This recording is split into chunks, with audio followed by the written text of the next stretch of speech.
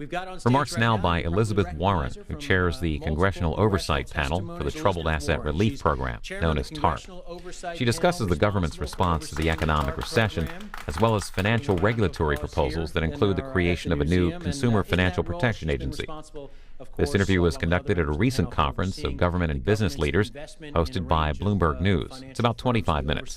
Of the entire TARP program. She's a Harvard Law professor. She's been mentioned as well by House Financial Services Committee Chairman Barney Frank as a possible choice to run a new Consumer Financial Protection Agency if that ever comes out of Congress. And so we welcome her here to the stage. And leading our questioning of Professor Warren is our own Lizzie O'Leary of Bloomberg Television, who spent much of the last year covering TARP and its ramifications. So Lizzie, it's all yours. Thank you. Thank you very much for coming. Pleasure to be here. We also neglected to mention that you've been voted the 30th most powerful person in Washington. By GQ, they like to do lists. Right. That's right. I want to start with something that I think people who haven't been closely following the House Financial Services debate might not know. You have the distinction of having an amendment written to keep you from being the head of a potential Consumer Financial Protection Agency.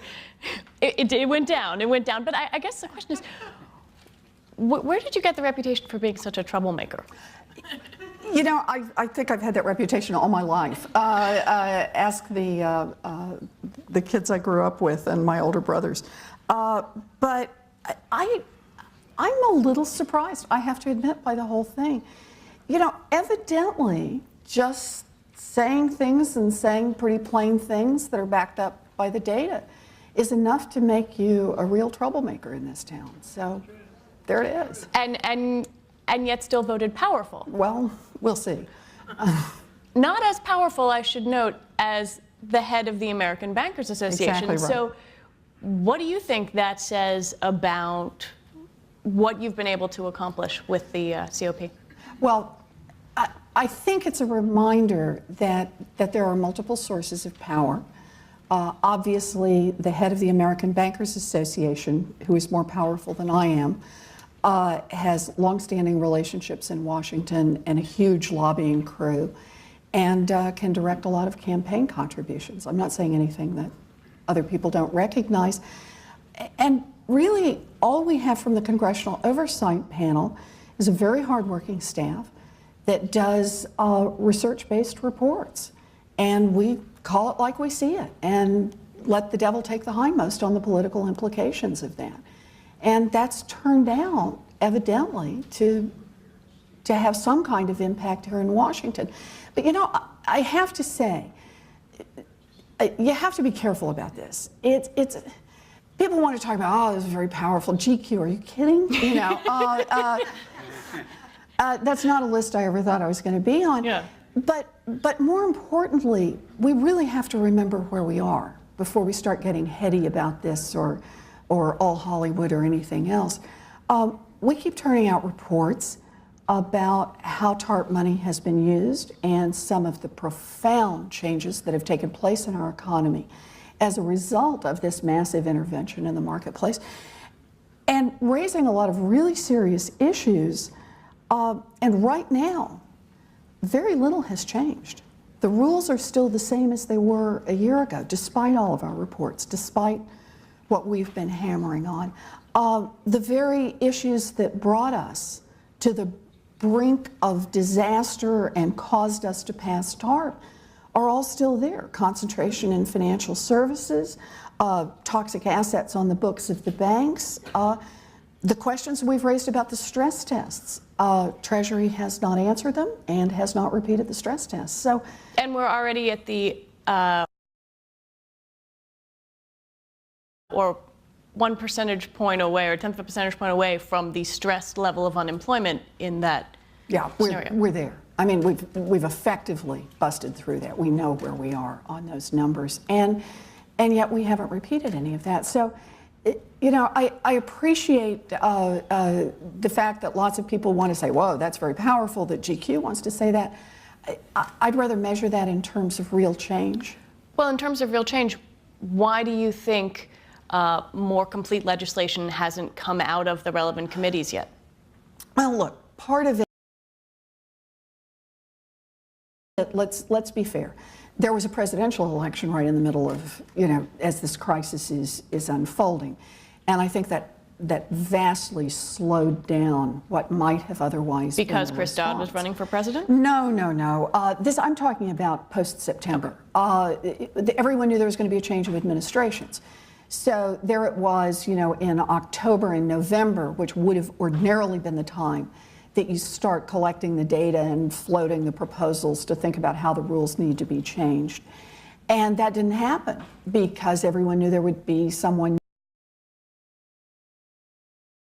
new in all those positions. So it didn't happen in October, it didn't happen in November, it didn't happen in December, it didn't happen in January.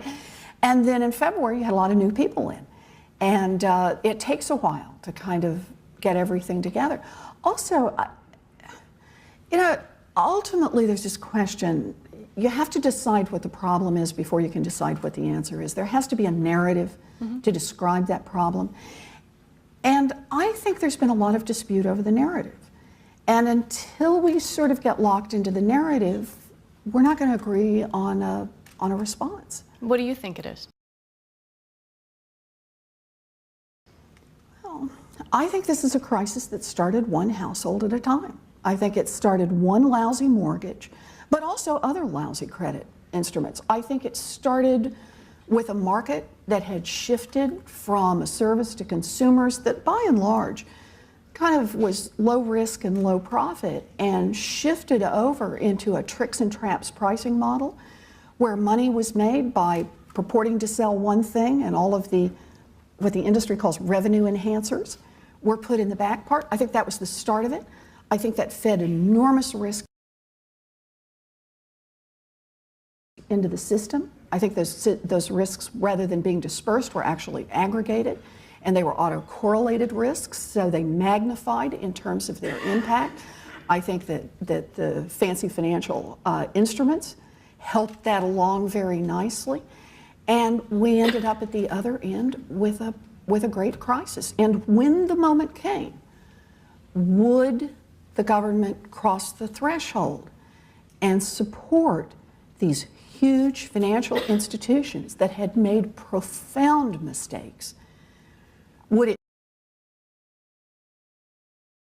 do that and leave equity in place, leave management in place, leave all of the creditors with no haircut at all? I mean, we're talking an historic question. Secretary of the Treasury Paulson said, yes, we will. We'll put that money in. And he made a change in this economy that, frankly, I think a lot of people are just starting to see some of the implications of that with the too big to fail debate, for example. Well, I want to ask you about the too big to fail debate because Jamie Dimon made the case in the Post today that banks should be allowed to be big, very big, that creates economies of scale for consumers, for businesses.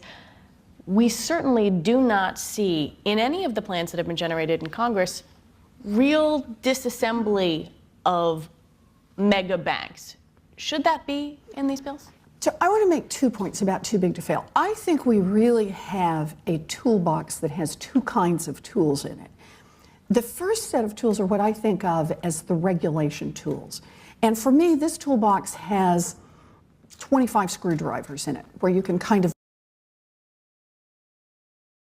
dial up and dial back. And it's everything from we won't let banks get above a certain size, we'll make it more expensive for them to attract capital through these 10 regulatory structures, we'll make them pay into an insurance fund, we'll put oversight over them, but they're all regulatory tools that sort of like little screwdrivers. You just keep dialing up and back on where you think that works. That will someday fail, because it will. Because we're human beings, because smart people who run big corporations are always looking for the way around the edges to get around these. And that always asks us then about the second tool in the toolbox. The second tool in the toolbox is a hammer. And what the hammer does is it says, in effect, here's what happens if you make monumentally bad decisions and bring your company to a position that it can't pay its outstanding debts and you are too big to fail. So what are we going to do with those companies? And for me, this is all about resolution authority. You have to remember my background. I actually come out of a background of Chapter 11. So can we credibly say that if you get too deeply interwoven, you somehow threaten the rest of the economy, we nonetheless have a way to unwind you? And frankly, it's a way so that the politicians don't get involved in it at the moment, so that someone yelling, the house is on fire, the house is on fire. That's not the way that we devise this, but it's much more about what happens to equity, what happens to debt, what happens to management if you ever have to call on the American taxpayer again. So I want to look at this in a kind of unified level, because I think that's how it really works. Do you think, well, there's been a big debate about who should fund that. Right. And we've seen this idea that there might be some sort of a float from the taxpayers and then a fee assessed on big banks, or that they should have to pay up front. Something I rarely heard. Barney Frank essentially admitted they made a mistake in their initial go at this, which would take the money out the back end. Should there be a kitty up front, like an FDIC fund? Well, like I said, I just see that as one of the 25 screwdrivers. This is one of the ways that you both increase the cost of being big and set aside some reserve if we get some part of this wrong. I think that if we are going to treat certain institutions as too big to fail, then the answer is, if they have a guarantee, it's an insurance fund from the federal government. If they have a guarantee from the federal government, then they darn well have to pay for it. The idea that they will have a guarantee and not pay for it is the one that frankly just completely unravels the entire capitalist system. Well, let's talk about a guarantee that you have talked about, investigated, and I don't think most Americans fully understand. They see the $700 billion number as the headline number of the TARP program. Let's talk about the debt guarantees. Yeah. Your staff put out a report, your last report said that they have lowered the borrowing costs for big banks by 39%, and that the actual number that taxpayers are floating here is more like, what, $4.3 trillion? At its peak. At its peak. We're winding back out of that. But at its peak. How dangerous was that? It was dangerous, but let's always remember, the counter argument is it was no more dangerous than watching the entire economy go down, which is what people thought was the alternative. Yeah. So it's always what do you think was the alternative? It was very dangerous, but the real impact is that it changes pricing in this fundamental way. It changes the cost of capital. Those who have, consider two financial institutions. One has this guarantee, whether it's implicit or explicit, the other one doesn't. They pay very different amounts for capital over any period of time. It's not just that one is operating cheaper, it's draining away capital from other institutions that don't have the guarantee. So that's profound. And obviously the other part is the what we call the moral hazard part of it. It changes the business model. If I can get a complete guarantee from you, have I got a business model for you? Because the business model becomes, give me your money, I will go to Las Vegas and bet it all on red 22. If it comes in, we're rich. And if it doesn't come in, my friend the taxpayer will give you your money back. We'll make sure that you're guaranteed because this was a debt obligation. That just can't be right. So the big question with the guarantees is we know how to unwind the explicit guarantees. We've got that one. But what do we do about the implicit guarantees? Look right now at money market funds. We rushed in on September 18th a year ago when the money market funds were about to break the buck. And we took a deep breath and suddenly realized if it breaks the buck and people flee money market funds, we don't have enough liquidity in our system. So I understand the reason, But we jump in on money market funds. They paid a substantial fee. And look, somebody could look at this and say, and you made a profit because we guaranteed those funds, we didn't have to pay out on them, and we got fees from the companies that, that had the money markets. But that guarantee expired on September 18th of this year, very quietly. Is there anyone left in America who doesn't believe that if money market funds threaten to break the buck again, that the federal government won't come rushing back in? So there's, in my view, an implicit guarantee for which those money market funds pay nothing, and we have, as taxpayers, no protection, but we're all operating now with a new implicit guarantee, and it distorts the market and changes risk-taking behavior, and that can't be right. I want to ask you about, because you've written about two-income families, you have written about the role of women moving into the economic realm. It's hard to miss that two of the most vocal people in the financial crisis in Washington are women, you and Sheila Bair.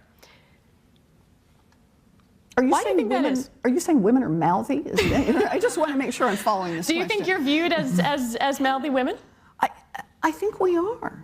I mean, I think so, but I you know, Sheila's kind of a plain-spoken woman from Kansas. I'm sort of a plain-spoken woman from Oklahoma. I'm not sure whether it's our oakiness or our womanliness that causes it to work out this way. But yeah, I think we both just say what we think about this. We're going to take questions from the audience in just a sec. I want to ask you, do you want to be the head of the CFPA? I want there to be a CFPA, and that's the part I care passionately about. The last thing I want is for this to be about personalities. I really do. Right now, we have an agency that we desperately need, both to stabilize American families and, frankly, for the stability of the American economy. I think it has both implications.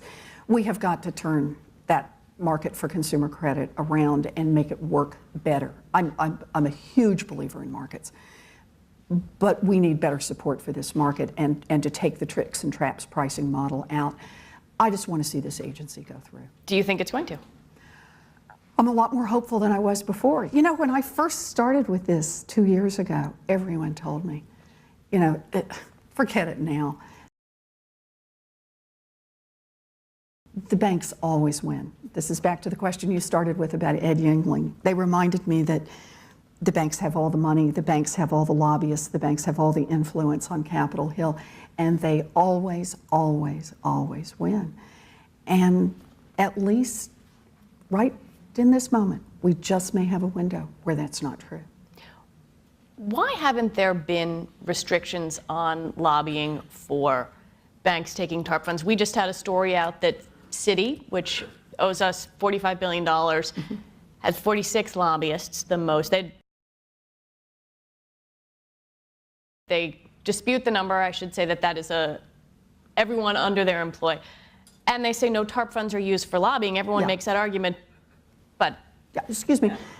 These are the same people who said, when we said, how did you use the money? We can't tell you because money is fungible.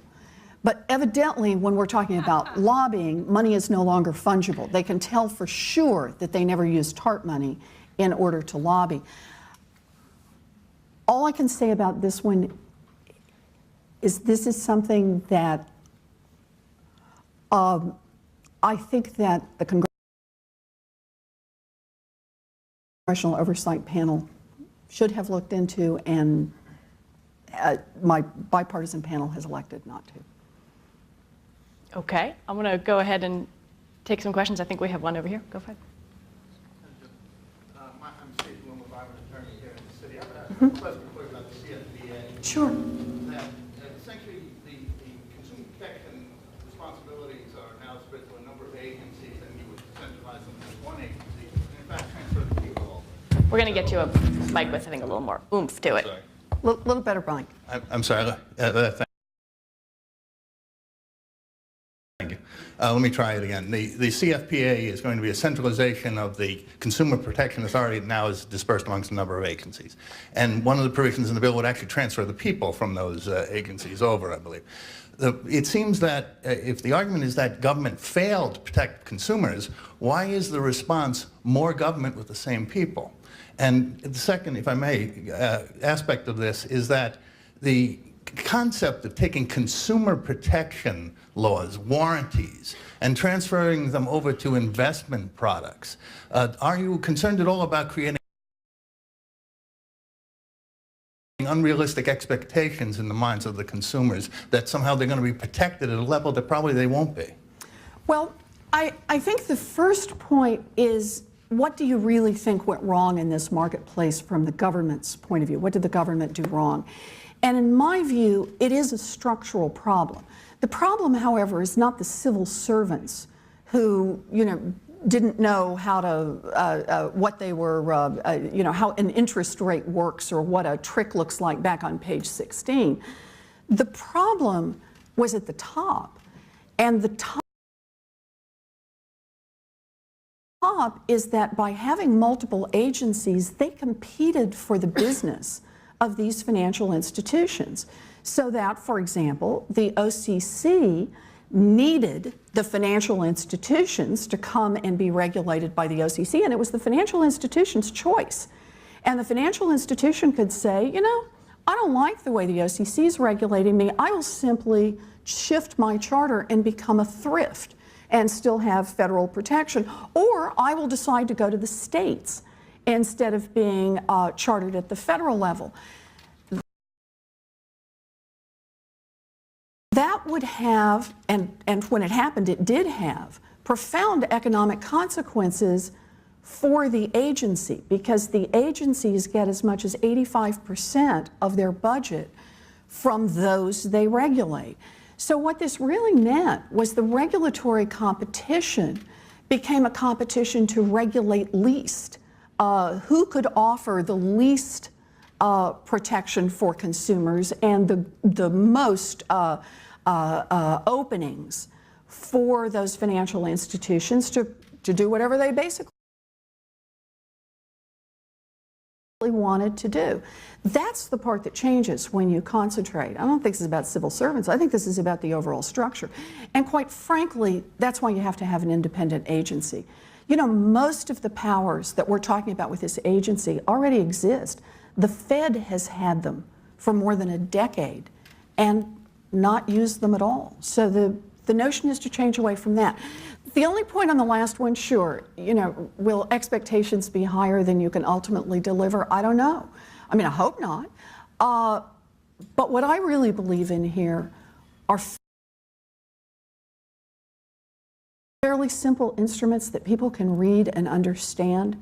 And when they can do that, they can make decisions that are in their own best economic interests. They can decide if they want to take on those costs. They can decide if they want to take on those risks. With a tricks and traps pricing model, that opportunity is denied them. So that's the part I feel quite sure that this agency can deliver on. I think I saw some movement over here. Do we not have one, or is that just me being a crazy person? Crazy person. I want to ask you then if on this CFPA issue,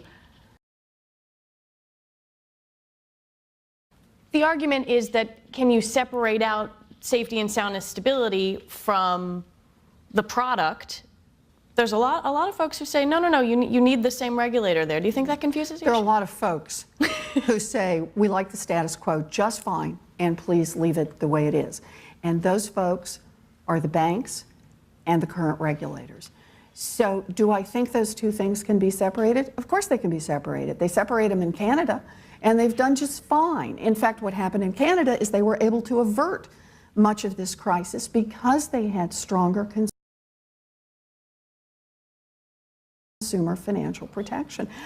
I don't think ultimately it helps financial institutions to be able to issue products that destabilize not only the families, but the economy and the institutions themselves. All right, let's go out here. Hi, Elizabeth. Chris Fralick from First Round Capital.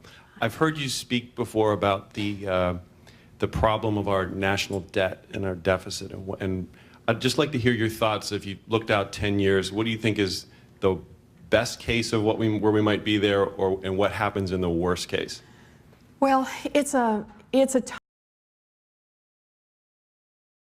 tough one right now. You know, this is trying to look out of a storm and predict what it's going to look like when things are calm again, without knowing for sure what changes in the storm, if that makes any sense. What interests me right now is what the new rules are going to look like, because I think the new rules in financial services, and I mean that all the way from the consumer agency to resolution authority, will profoundly affect the rest of those economic questions. If we can strengthen the middle class again, if we can help them manage risk better and make it more transparent, if they can begin to see costs and dial away from high-risk strategies, and if we can do other things that strengthen the middle class, I think ultimately the long-term good economic impact of that will be something we can measure. If we can't do that, if we back off and leave middle-class America as the turkey at the Thanksgiving dinner for everyone else to feast off, then I think it's going to show up in every aspect of our economy in the future, including deficits that are beyond our imagination. Yep, go ahead back here. Just going back to the Consumer Protection Agency, it sounds to me, and I forget who said the quote originally, deja vu all over again. In the early part of the decade, we had Reg AC for Wall Street research. We had a mutual fund scandal, which gave us a bunch of disclosures, and other regulations that have come down the pike, and consumers still lost money in the stock market last year. And what you're describing in the Consumer Protection Finance Agency seems a lot like we've already done in a lot of places 5 or 6 years ago, Reg FD, and it didn't solve the problem. And I don't know the solution here, but it doesn't seem to me, what I'm hearing the last couple of days, that the regulatory forefront, there's nothing innovative that hasn't been tried in the last 5 years. Oh. And people were told they're protected, and they weren't. I profoundly disagree. And I disagree at two different levels. So the first one is, we have used a completely different approach to consumer regulation in the past. What we have always said is, let me identify a specific problem, and then let me fry up a little solution to that problem. And then let me put it on a stack of a zillion other solutions that we have. And that's what consumer protection looks like. It looks like this big stack of cold pancakes now. They were never integrated, they were never put together. And what happened is we just kept making everything longer, more complicated, more inaccessible over time. What the Consumer Financial Protection Agency is about making these products simple and transparent for people to see and use. And that is profoundly different. The thing that interests me most about this agency is it comes with a pair of scissors.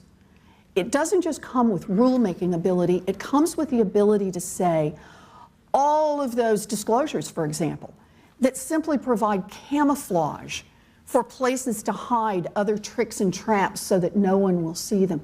You can scissor all of that away and get this credit card, this mortgage, this overdraft arrangement down to something that's a page, 2 pages long. I want to point out the American Enterprise Institute actually has samples of some of these.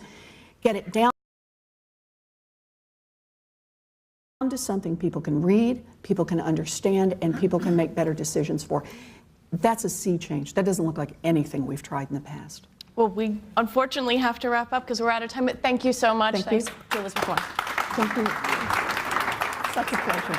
Good, can we go this way? Yeah, we got it.